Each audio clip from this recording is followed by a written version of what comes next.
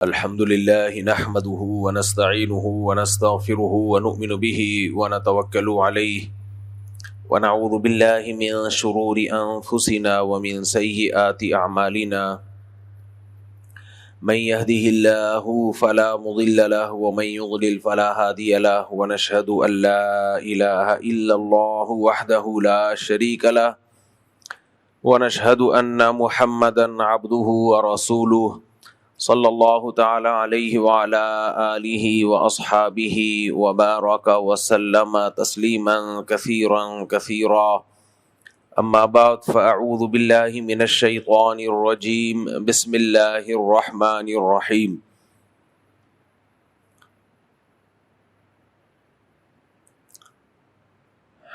یا ایہا الذین آمنوا من یرتد منکم عن دینہ فسوف یأتی اللہ بقوم یحبهم ویحبونہ اذلۃ علی المؤمنین اعزۃ علی الکافرین۔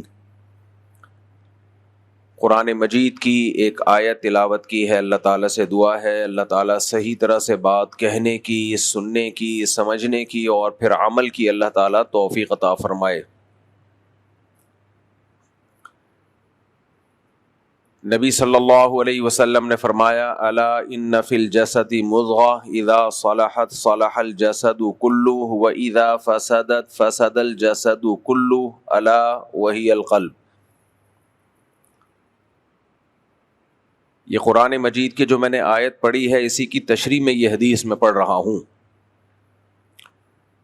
نبی صلی اللہ علیہ وسلم نے فرمایا خبردار سنو، انسانی جسم میں ایک گوشت کا ٹکڑا ہے، جب وہ ٹھیک ہوتا ہے تو پورا جسم ٹھیک ہوتا ہے، اور جب وہ گوشت کا ٹکڑا خراب ہو جائے تو پوری باڈی خراب ہو جاتی ہے۔ پھر آپ صلی اللہ علیہ وسلم نے فرمایا اس ٹکڑے کا نام ہے دل۔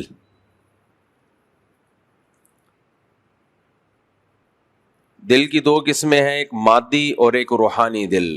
جو میڈیکل سائنس ہے اس کو مادی دل سے واسطہ ہوتا ہے، دل میں بلاکیج تو نہیں ہے، اس کی دھڑکن کی رفتار صحیح ہے، اس کی دھڑکن اسٹیبل ہے، زیادہ اتار چڑھاؤ تو نہیں ہو رہا۔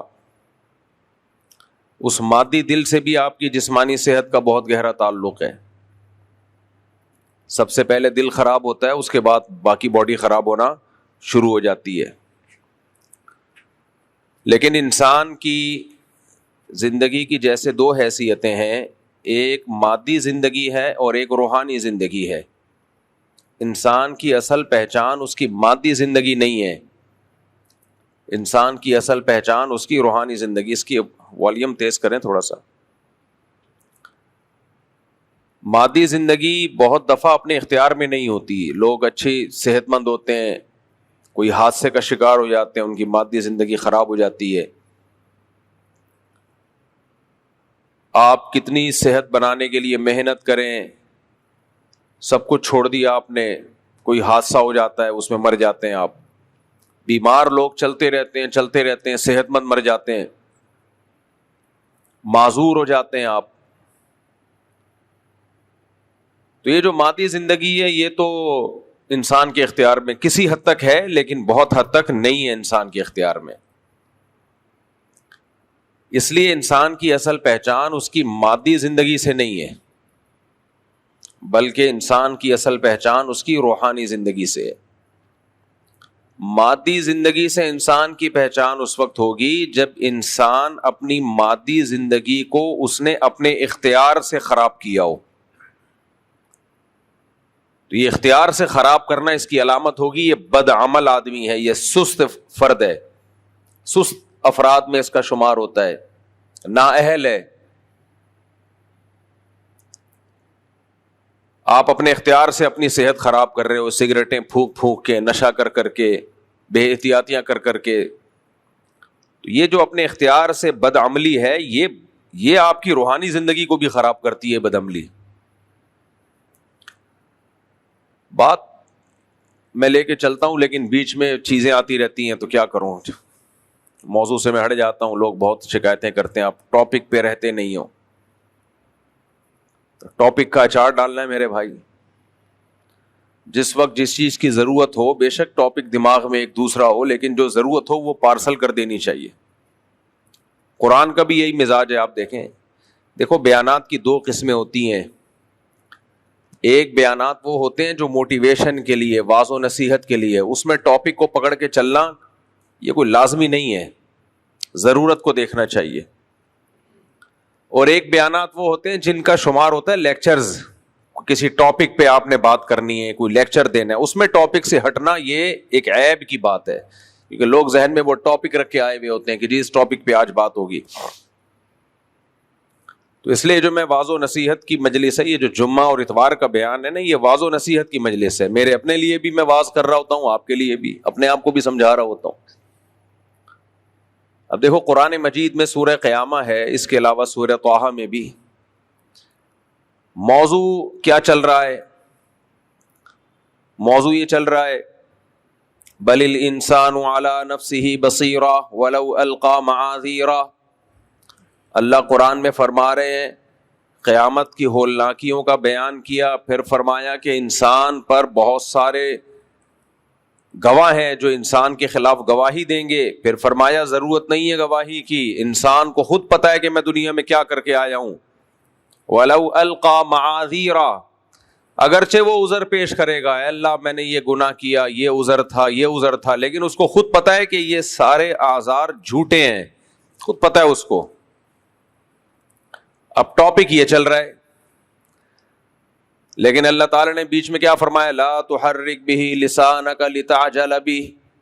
اے نبی آپ اس وحی جب آپ پہ نازل ہوتی ہے تو اس کو یاد کرنے کے لیے اپنی زبان کو بہت تیز حرکت مت دیں، جلدی جلدی ان آیتوں کو پڑھنے کی کوشش نہ کریں. نبی صلی اللہ علیہ وسلم کو یہ فکر ہوتی تھی کہ یہ جو وحی مجھ پہ نازل ہو رہی ہے اس کا کوئی حرف مجھ سے رہ نہ جائے. دیکھو ہمارے ایک استاذ، اللہ ان کی عمر میں برکت دے، انہوں نے ہمیں وراثت پڑھائی جب نا، سراجی مشہور کتاب ہے میراث کی. ان کا پڑھانے کا طریقہ بڑا دلچسپ تھا. شروع میں تو ہم بڑے حیران ہوئے یہ کیسے پڑھا رہے ہیں. وہ کیا کرتے تھے، 2-3 جملے کہتے، ایک دفعہ دہراتے، بس ہو گیا سبق، دوبارہ نہیں دہرائیں گے. جیسے ورثہ کی 2 قسمیں، ذوی الفروض اور عصبہ. ذوی الفروض ان کو کہتے ہیں جن کے حصص متعین ہو، اور عصبہ ان کو کہتے ہیں ذوی الفروض کو دینے کے بعد جو بچے وہ جن کو دیا جائے گا ان کو عصبہ کہا جاتا ہے. اب یہ بول دیا ختم، چلو بھائی شاباش. ہم پریشان ہیں یار، یہ کرنا کیا ہے. تو پھر اس کی پریکٹس کروا دیتے تھے وہ، بس متن جو ہے نا وہ ہو گیا. اب اس کا فائدہ یہ ہوتا تھا کہ 10-15 لڑکے بیٹھے ہوئے تھے جن کا حافظہ بہت تیز ہوتا تھا، وہ پک کر لیتے تھے، اور وہ سب ایسے بیٹھتے تھے کیونکہ ہمیں پتا تھا کہ دوبارہ استاذ نے ریپیٹ نہیں کرنا ہے اس کو، پہلی دفعہ میں ہی کھوپڑی میں اتار لو اس کو. تو کسی کی کھوپڑی میں اتر گیا، کسی کی کھوپڑی میں آدھا اترا، کسی کی کھوپڑی میں 25% اترا، کسی کی کھوپڑی میں اترا ہی نہیں. اب جیسے ہی استاذ گئے فوراً ہم بیٹھ جاتے تھے، ہاں بھائی کیا کہا ہے. تو جو زیادہ حافظہ جن کا تیز ہوتا وہ پوری عبارت ریپیٹ کر دیتے تھے کہ بھائی ذوی الفروض، فرض کہتے ہیں متعین حصے کو. قرآن میں وراثت میں نا 2 طرح کے رشتہ داروں کا بیان ہے. کچھ ایسے جن کے حصے اللہ نے متعین کر دیے ہیں کہ اگر جب کسی کی ڈیتھ ہوگی، کوئی مرے گا، تو قرآن نے بتایا نا کہ ماں کو 6واں حصہ ملے گا، اور اگر ماں اور باپ ہی وارث ہیں تو اماں کو 1/3 اور ابا کو 2/3، اور اگر ایک ہی بیٹی ہے تو آدھا ملے گا اس کو، 2 بیٹی ہیں تو 2/3 ملے گا، 2 یا 2 سے زیادہ ہیں تو 2/3. تو یہ جو جہاں قرآن جن رشتہ داروں کے بارے میں کہہ رہا ہے اس کو 1/3، اس کو 1/4، اس کو 8واں حصہ، تو یہ حصے متعین کر کے قرآن بیان کر رہا ہے. تو ایسے رشتہ دار جن کے حصے قرآن نے متعین کر کے بیان کیے ہوں ان کو ذوی الفروض، فرض متعین حصے والا، یعنی ذوی الفروض کہا جاتا ہے. سمجھ میں آ رہی ہے بات؟ بیٹے کا قرآن نے کوئی حصہ بیان نہیں کیا کہ اس کو اتنا ملے گا. قرآن میں کہیں نہیں ہے کہ بیٹے کو کتنا ملے گا. وجہ اس کی ہے کہ ان لوگوں کو حصہ دینے کے بعد جو بچے گا سارا بیٹے کو ملے گا, کیونکہ وہ عصبہ ہے. عصبہ کہتے ہیں پٹھوں کو. آج کل انگلش میں مسلز, جم میں جا کے جو بنائے جاتے ہیں نا اس کو کیا کہا جاتا ہے؟ مسلز. بنتے پھر بھی نہیں ہے لیکن بنانے کی کوشش کی جا رہی ہے. پھر ٹاپک سے ہٹ جاؤں گا میں. دیکھو کوئی بھی کام نا ایکسپرٹ کے بغیر نہیں کیا کرو. بہت سے لڑکے جم جا رہے ہیں, ڈنڈ پیل رہے ہیں اور پتہ نہیں کیا کیا کر رہے ہیں. نہ ان کو خوراک کا پتہ ہے کیا کھانا ہے, نہ ان کو ایکسرسائز کا پتہ ہے کون سا ویٹ کس اینگل سے اٹھانا, جا رہے ہیں عجیب. تو جب بغیر ٹیچر کے کوئی کام کیا جاتا ہے محنت زیادہ ہوتی ہے, آؤٹ پٹ بہت کم ہوتا ہے. اور کسی ایکسپرٹ کی نگرانی میں جب کام کیا جاتا ہے محنت کم ہوتی ہے, آؤٹ پٹ اس کا بہت زیادہ ہوتا ہے. کوئی بھی کام ہمیشہ وَفَوْقَ كُلِّ ذِي عِلْمٍ عَلِيمٍ, قرآن کی آیت یاد رکھو, ہر علم والے کے اوپر بھی ایک علم والا ہے. اگر آپ بہت ایکسپرٹ ہو تو آپ سے بھی زیادہ ہوں گے تو ان سے سیکھو. خیر یہ ٹاپک نہیں ہے. لیکن جم جا کے کیا بنائے جاتے ہیں؟ بولو, میرے نہیں ہے لیکن بتا رہا ہوں. مسل بنائے جاتے ہیں. مسل کہتے ہیں پٹھوں کو. تو اب جو قرآن ہے نا یا شریعت کی اصطلاح میں بیٹے کو بھی کیا کہا جاتا ہے؟ عصبہ. اگر آپ کے بیٹا نہیں ہے تو بھائیوں کو کیا کہا جاتا ہے؟ عصبہ. باپ کو کیا کہا جاتا ہے؟ عصبہ. وجہ کیا ہے؟ جیسے ہماری باڈی مضبوط پٹھوں سے ہوتی ہے, فیٹ سے, جملہ مکمل کر لو یار اگر ہے آپ کے اندر کچھ پٹھے وٹھے پائے جاتے ہیں, نہیں ہوتی. فیٹ سے تھوڑی باڈی مضبوط ہوتی ہے. فیٹ کو تو اٹھا کے چلنا پڑتا ہے. آپ نے 20 کلو کی بوری اٹھائی ہوئی آٹے کی, ساری طاقت آپ کی کہاں خرچ ہو رہی ہے؟ بوری اٹھانے میں. آپ فائٹ کر سکتے ہو؟ نہیں. آپ بھاگ سکتے ہو؟ نہیں. لوگ کہیں گے بھائی بھاگنے سے پہلے اس بوری کو اتار اس کے بعد بھاگ, یہی کہیں گے کہ نہیں کہیں گے؟ لڑائی کرنی ہے تو پہلے یہ بوری اتار تاکہ ہلکا ہو جا. تو یہ خوب سمجھ لو, جیسے آٹے کی بوریاں اٹھا کے بھاگنا ممکن نہیں ہے, لڑنا ممکن نہیں ہے, اور بھی بہت سارے کام ہیں جو ممکن نہیں ہے, تو اسی طرح سمجھدار لوگ سمجھ گئے, تو اسی طرح اتنا فیٹ لے کے جو گھوم رہے ہوتے ہیں نا وہ بھی کچھ نہیں کر سکتے, نہ چل سکتے ہیں, نہ دوڑ سکتے ہیں, اور کچھ بھی نہیں کر سکتے وہ. تو اس لیے یہ وزن اتارنا بھی کیا ہے؟ ضروری ہے. اس کو ریپلیس کرنا ضروری ہے کس سے؟ مسل سے. تو پٹھے جو ہے نا, پٹھے, اس سے انسان کو طاقت ملتی ہے. وہ آپ کی باڈی کا پارٹ ہوتے ہیں, حصہ ہوتے ہیں, وہ آپ ہوتے ہیں. ابھی جو آپ ہے نا, آپ کے علاوہ بھی بہت کچھ ہے آپ کے اندر, آپ کے علاوہ وہ آپ نہیں ہے. مثال کے طور پر اگر آپ 150 کلو کے ہیں تو اس میں آپ 70 kg کے ہیں, باقی جتنے بھی ہیں وہ آپ تھوڑی ہیں, وہ تو آپ کے علاوہ ہیں. اس کو آپ موکل اور ہمزاد کہہ لو. عامل لوگ کہہ رہے ہوتے ہیں نا آپ کے علاوہ ہمزاد, یہ ہمزاد نظر آ رہا ہے, ان کو تو بکواس کر رہے ہوتے ہیں, جھوٹ بول رہے ہوتے ہیں بغیرت لوگ. تو اگر آپ 150 کلو کے ہو تو اس میں آپ کتنے ہو؟ بولو نا یار. آپ 70 یا 60 کلو کے ہو گئے آپ اس میں.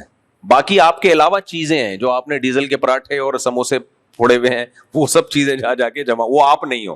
وہ آپ نے ایکسٹرا بوجھ اٹھایا ہوا ہے, ایک چربی جس سے صابن بن سکتا تھا اور بہت سارے کام ہو سکتے تھے, وہ بلا وجہ کی چربی آپ نے اٹھائی ہوئی ہے.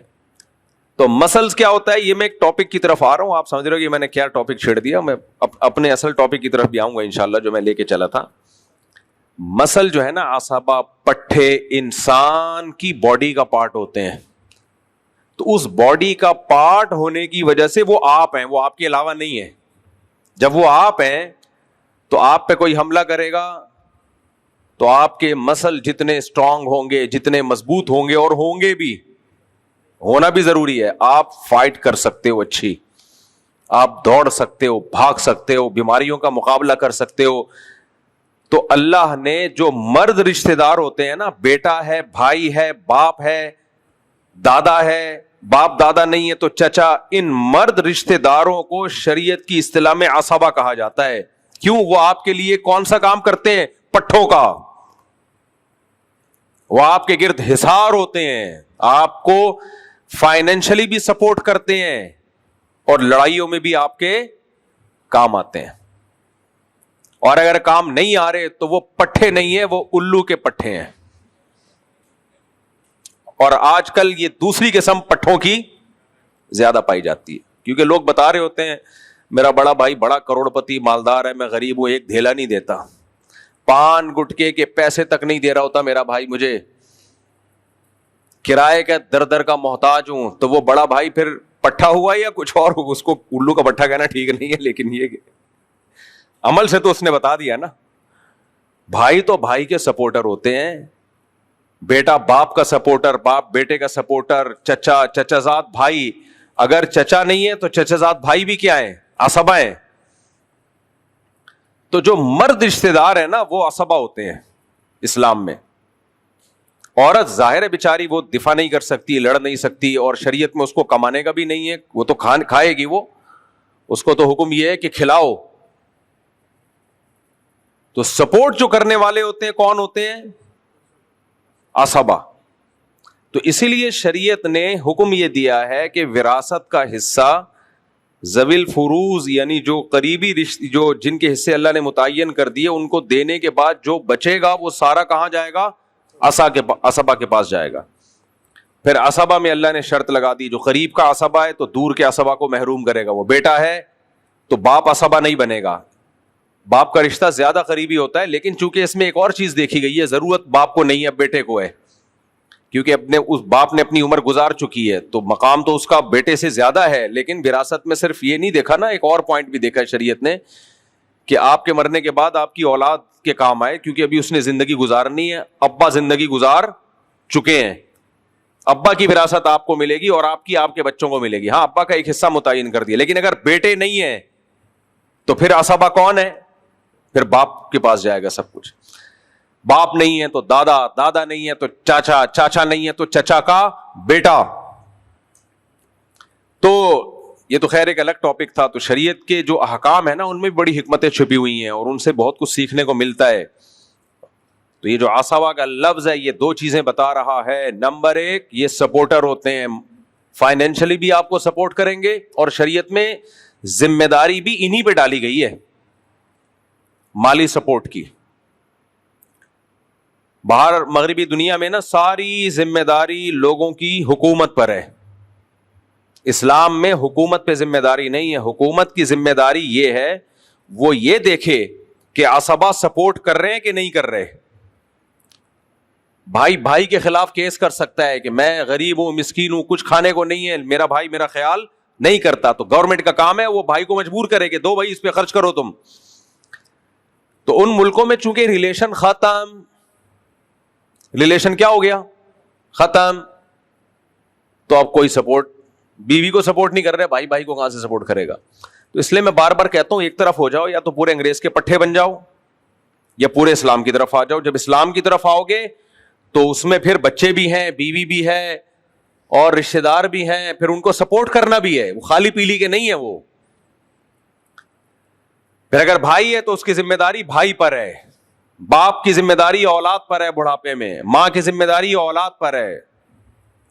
آج دیکھ لو جتنے بڑے گھرانے ہیں وہاں پر ساری ذمہ داریوں سے وہ دستبردار ہو رہے ہیں. اخلاقیات کا معیار پتہ ہے کیا بن گیا ہے. کل میں ایک ولاگ دیکھ رہا تھا, کوئی باہر ملک کا کوئی ولاگ بنایا انہوں نے, اچھے آدمی ہیں, تو تعریفوں کے پول باندھ دیے انہوں نے. سڑکیں دیکھو, کچرا نہیں ہے, یہ نہیں ہے, وہ نہیں ہے, اتنے اچھے اتنے اچھے اتنے اچھے اتنے اچھے اتنے اچھے. آدمی کہتا ہے یار, اور ہمارا یہ نقشہ کھینچا اتنے گندے اتنے گندے اتنے گندے اتنے گندے, ہم لوگ اتنے گندے. بھائی بس کرو یار, بس کرو یار. ایک دم کسی کے ظاہر کو دیکھ کر فوراً ایک اسٹیٹمنٹ قائم کر لینا, اتنے اچھے ہیں اکیلے سارے, اچھے بہت ہیں لیکن ہے کیا, اتنے اچھے تو آپس ریلیشن کیوں نہیں ہے ان کا آپس میں. یہ کون سا ریلیشن ہے, تمیز سے بات کر لی تھینک یو کہہ دیا, اس کے علاوہ کوئی ریلیشن ہی نہیں ہے. ارے کمبختو, اس کو ریلیشن تھوڑی بولتے ہیں. پیدا کرو نا مخلوق کو, بچوں کو پیدا کرو, ان کو کھلاؤ. تمہاری جیب سے جانا چاہیے بچوں پہ خرچہ, پیدا کر نہیں رہے کہ ان کو کھلانا پڑے گا. یہ ریلیشن ہے. کنجوسی کی انتہا کہ اپنی اولاد کو پیدا نہیں کیا جا رہا کہ میرے مال میں وہ میرے ساتھ شریک نہ ہو جائے. اس سے بڑا بے غیرت دنیا میں کوئی نہیں ہوگا, میں کہتا ہوں. بہت مشکل ہے میرے بھائی بات سمجھانا اس زمانے میں. کافر اپنا بچہ پیدا نہیں کرتا. کیوں؟ یہ تو بیوقوف بنا رہا ہوتا ہے غربت اور مہنگائی. اصل میں وہ کہنا چاہ رہا ہوتا ہے کہ مجھے خرچ کرنا پڑے گا اور میں اپنی اولاد پہ خرچ کرنے کے لیے تیار نہیں ہوں, کیونکہ جیسے میرا جسم میری مرضی, میرا پیسہ میری مرضی. تو جو مخلوق پہ خرچ کرنے کو تیار نہ ہو, اس کی رسپانسبلٹی اٹھانے کو تیار نہ ہو, اور مخلوق بھی کوئی جمشید کے بچے نہیں ہیں, آپ کے اپنے بچے, اس سے بڑا کنجوس اس کائنات میں پیدا نہیں ہوا. جو اپنی بیوی پہ خرچ کرنے کے لیے تیار نہ ہو, تو کیا اخلاق رہے گا یار. تھینک یو بتاؤ, وہ ولاگ بنا رہے ہیں کہ دیکھیں کتنے اچھے اخلاق سے بات کی. ٹھیک ہے, یہ سب چیزیں بہت اچھی ہیں, کتنا ایٹیٹیوڈ, کتنے زبردست, ٹھیک ہے, ایک حد تک صحیح ہے یہ سب. خدا کی قسم ہم پھر بھی ان سے اچھے ہیں. ہمارے ہاں لاہوریوں کی مثالیں دی جاتی ہیں. ہمارے ہاں یورپ کو کمپیئر کیا جاتا ہے لاہور سے, کیونکہ پاکستان میں اخلاق سب سے زیادہ کس کے مشہور, گالیاں کہاں کی زیادہ مشہور ہیں؟ لاہور کی. گالیوں میں کسی میں ڈپلوما کرنا ہونا, کیونکہ میں لاہوریوں کا بھی میں اس کو بیلنس کروں گا, ایسا نہیں ہے کہ میں کسی قوم کی برائی کروں. ہم کراچی کی پیداوار ہے نا, یہ ہمیں گالی سننے کو نہیں ملتی تھی. جب ہم لاہور جاتے تھے نا تو مذاق مذاق میں ایسی ایسی گالیاں, تو ہم حیران ہوتے تھے یہ کہ پہلے تو میں گھبرا جاتا تھا, پھر پتا چلا کہ یہ تو محبت میں ہے, ایسا ہے. اب آپ بتاؤ, کسی لاہوری کو آپ کمپیئر کرو باہر کے کسی گورے سے, تو اول نظر میں اخلاقیات میں کس کا پلڑا بھاری ہوگا؟ گورے کا. خدا کی قسم وہ گالیاں دے کے پھر بھی اچھے ہیں. میں نے لاہوریوں کو اپنے ماں باپ کی خدمت کرتے ہوئے دیکھا ہے, بوڑھوں کی خدمت کرتے ہوئے. وہ اپنے بھائی کے لیے بھی لڑے گا, اپنے باپ کے لیے بھی لڑے گا. صحیح لڑے غلط لڑے الگ ٹاپک ہے یہ, بعض دفعہ غلط بھی لڑ رہے ہوتے ہیں, صحیح بھی لڑ رہے ہوتے ہیں, بعض غلط بھی لڑ. رشتے کا پاس تو ہے نا, پاس تو ہے نا رشتے کا. وہ کھلائے گا اپنے بیوی بچوں کو ساری زندگی, مقروض ہو جائے گا, قرضے لے لے کے کھلائے گا. یہ ظرف مغربی دنیا کا نہیں ہے. تو ہمارا لاہوری گالی دے کے بھی ان سے اچھا ہے. نہ دیں گالیاں, میں کوئی تعریف نہیں کر رہا کہ اور شروع ہو جائیں, لیکن کمپیئر جب کیا کرو نا میرے بھائی کسی کو بھی اوور آل. دیکھو ڈاکٹر جو ہیلتھ کے ماہر ہوتے ہیں ان کو پتا ہوتا ہے ہیلتھ کی ڈیفینیشن کیا ہے. میں اور آپ دیکھیں گے کہ کوئی بڑا لمبا چوڑا خوب جان بن بنی بھی, ہم فوراً کہہ دیں گے ہیلدی ہے. کیا خیال ہے؟ فوراً کیا کہہ دیں گے؟ ہیلدی. ڈاکٹر نہیں کہے گا, ڈاکٹر کہے گا بھائی پہلے ٹیسٹ کرواؤ, بلڈ پریشر کیسا چل رہا ہے, شوگر لیول کیا چل رہا ہے, اور ایسا تو نہیں جتنا فیٹ ضرورت ہونا چاہیے اتنا بھی نہیں ہے, کچھ فیٹ بھی تو باڈی میں رہنا ضروری ہے نا, تو سارا ہی ختم اڑا دیا اس نے. تو ڈاکٹر ٹیسٹ کر کے بتائے گا میرے بھائی یہ دیکھنے میں ہیلدی ہے, حقیقت میں اس کے انتقال میں صرف 1 مہینہ باقی ہے. میرے بھائی وہ جو کلچر ہے نا اس کے انتقال میں 1 ہفتہ باقی ہے. 1 ہفتہ دنیا کے لحاظ سے 1 ہفتہ, جو قوموں کے تباہ ہونے کے لیے 1 ہفتہ ہوتا ہے, وہ قومیں سمٹ کے ویسے ہی ختم ہو رہی ہیں. پلڑا ہمارا بھاری ہے, سمجھ میں آ رہی ہے بات؟ پلڑا ہمارا ہے, وہ تو قومیں خود اپنے آپ کو کھا گئی ہیں, وہ قومیں ختم, بچا ہی کچھ نہیں, نہ بیوی نہ بچے, گرل فرینڈ گدے گھوڑے. گرل فرینڈ اور بوائے فرینڈ کی مثال گدے گھوڑوں کی ہوتی ہے. جس سوسائٹی میں گدے گھوڑوں کا نظام آ جائے اس سوسائٹی کی ویسے ہی وہ اس کا سب کچھ تباہ ہو گیا, ختم. اور یہ سب کچھ ہمارے ہاتھ, یہ جتنی ٹیکنالوجی ہے نا ان کی, یہ ساری ہمارے ہاتھ میں آنے والی ہے. سمجھ میں آ رہی ہے بات کہ نہیں آ رہی؟ اور یہ میرا بیان 60-70 سال کے بعد چلا دینا, ہم جب قبر میں ہوں گے. جو اس وقت زندہ لوگ ہو نا وہ اس وقت پتہ نہیں کون سی زبان ہوگی, چلا دینا اسی زبان میں. تو یہ سارا سیٹ اپ ہمارا ہوتا جا رہا ہے, ان کا تو ختم ہو رہا ہے سب کچھ, کیونکہ گرل فرینڈ بوائے فرینڈ پہ آ گئے نا. تو کیا بچا؟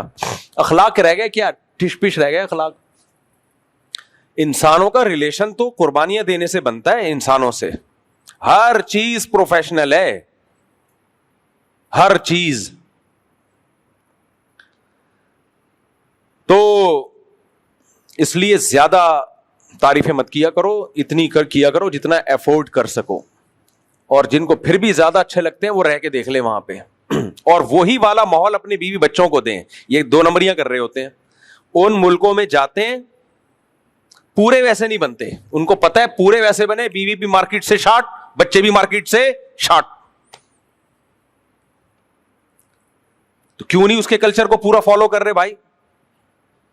اس لیے نہیں کر رہے, ان کو پتا ہے ایک بہت بڑا فالٹ ہے ان کی بھی. سڑکیں وڑکیں دیکھنی ہے ہم نے, گٹر کے ڈھکن شکن چیک کرنے بہترین, اور تھینک یو کی جو یہ تھوڑے سے اخلاق وخلاق سیکھ لو, اس سے آگے ان کو فری کرانے کی ضرورت بولو نہیں. اس سے آگے گئے اور جو جا رہے ہیں وہ بیڑا غرق ہو رہا ہے ان کا. تو خیر, اور یہ جو وہاں کی زندگی ہے, پارک بھرے ہوئے ہیں, جاگنگ کر رہے ہیں لوگ, لائف میں آپ کو خوشیاں نظر آ رہی ہیں, صحیح ہے نا, یعنی لوگ ہر ماشاء اللہ ٹھیش پیش, یہ ضروری چیزیں ہیں میں مانتا ہوں, لیکن یہ اس لیے ہیں کہ اگر وہ لوگ یہ بھی نہ کریں نا تو سارے ہی ڈپریشن سے مر جائیں. ہمارا بڈھا ٹینشن دیتا ہے, 90 سال کا بوڑھا ہوگا, پوتے نواسوں کو ٹینشن دے کے مار دے گا. ٹینشن لیتا, بولو, بہو پہ الگ روپ جمایا ہوا ہے, بچوں کو الگ ڈانٹ ڈپٹ کے پریشان کیا ہوا ہے, پھر بھی بچے آداب میں مرے جا رہے ہیں. اس کو پارک میں جاگنگ کی ضرورت ہی نہیں, کرنی چاہیے پھر بھی ان کو واکنگ کرنی چاہیے, میں چاہیے کہ خلاف نہیں ہوں, یہ تو صحت کے لیے ضروری ہے سب چیزیں, لیکن وہ گھر میں بھی سکون میں ہے. یہ جو اتنا یہ لوگ ہنس رہے ہوتے ہیں, انٹرٹینمنٹ کر رہے ہوتے ہیں, ان کی زندگی سے یہ انٹرٹینمنٹ نکل گئی نا چند دنوں کے لیے, یہ سارے خودکشی کر کے مریں گے. ہماری زندگی میں کوئی انٹرٹینمنٹ ہے نہ, پارک ہیں, کئی بار پارک گیا ہوں جاگنگ کے لیے, بند. کوئی ریپیئرنگ شروع ہو جائے تو 6 سال لگ جاتے ہیں. پارک جی خراب ہو گیا تھا تو اب ریپیئر کرنا ہے, تو کر لو یار جلدی سے. 6 مہینے 7 مہینے ریپیئرنگ میں. پھر پارکوں کے اندر کا ماحول آپ دیکھ لو کیسا ہے. آدمی کہتا ہے چھوڑو گھر پہ ہی مشین لے کے دوڑ لو اس پہ. اب تو تھوڑے کتے کم ہو گئے, ورنہ جاگنگ کے دوران جو کتے پیچھے لگتے تھے اس سے جو فیٹ کم ہوتا تھا نا, کتے کا بھی اور آپ کا بھی, دونوں کا فیٹ کیا ہو رہا ہے. تو یہ جتنے مغربی دنیا کے لوگ ہیں ان کو چند دنوں کے لیے ہمارے ملک میں لا کے چھوڑ دو آپ, اور کسی متوسط علاقے میں, بہت پوش ایریا میں نہیں کہ آپ نے بحریہ ٹاؤن میں لے جا کے چھوڑ دیا ان کو, متوسط جس میں عام پبلک رہتی ہے, خودکشی کر کے 1 ہفتے میں بولو مر جائے گا. یہ ہمارا ظرف ہے میرے بھائی. کیوں؟ ہم شریعت پہ چلنے کی کوشش کرتے ہیں, دعوت تو نہیں کرتے. تو اللہ نے بہت ساری چیزوں سے ہمیں اسلام کی وجہ سے بچایا ہوا. پورے چلیں تو سبحان اللہ, پورے چل نہیں رہے. تو یہ تو ان کو چاہیے, ان کی لائف میں تنہائیاں ہیں, تنہائیاں کھا رہی ہیں, ریلیشن ختم. سوئٹزرلینڈ میں ہم تھے تو ہم 3-4 دوست گاڑی میں جا رہے ہیں, تو میں نے کوئی ایک گاڑی نہیں دیکھی جس میں 2 بندے بیٹھے ہوئے ہوں. بہت زیادہ کوئی 100 میں 1 گاڑی جس میں 2 بندے بیٹھے ہوئے. ایک صاحب نے بتایا کہ یہاں ایسے بھی گورے میرے دوست ہیں جنہوں نے 10 سال سے گاڑی خریدی ہوئی ہے, اور کہتے ہیں پچھلی سیٹ پہ ابھی تک کوئی بھی نہیں بیٹھا ہے. نہیں آئی سمجھ میں میرا خیال ہے. کیوں نہیں بیٹھا بھائی؟ کوئی ہے ہی نہیں زندگی میں, کوئی بولو ہے ہی. کوئی ایک فرینڈ ہوگا یا کوئی گرل فرینڈ کا سیٹ اپ بھی ختم ہے اب وہاں پہ. گرل فرینڈ کے بھی تو تھوڑا بہت حرام ریلیشن ہوتا ہے, لیکن ہوتا تو ہے نا, وہ بھی آہستہ آہستہ. کیا ہے گرل فرینڈ کا بھی ایسا ہے کہ وہ پتہ ہی نہیں, اس کی بھی ہوگی, ہو سکتا ہے اس کی بھی گرل فرینڈ ہو سکتا ہے اس کا بھی بوائے فرینڈ ہو, پتہ ہی نہیں یار کیا چل رہا ہے مارکیٹ میں. دھوکے, کوئی کسی پہ اعتماد نہیں. 50 55 60 سال کے بعد پھر جا کے وہ سوچ رہے ہوتے ہیں کہ چلو یار اب. تو اس لیے زیادہ متاثر ہونے کی ضرورت نہیں ہے. رنگ رلیوں پہ زمانے کی نہ جانا اے دل, یہ خزاں ہیں جو با انداز بہار آئی ہے.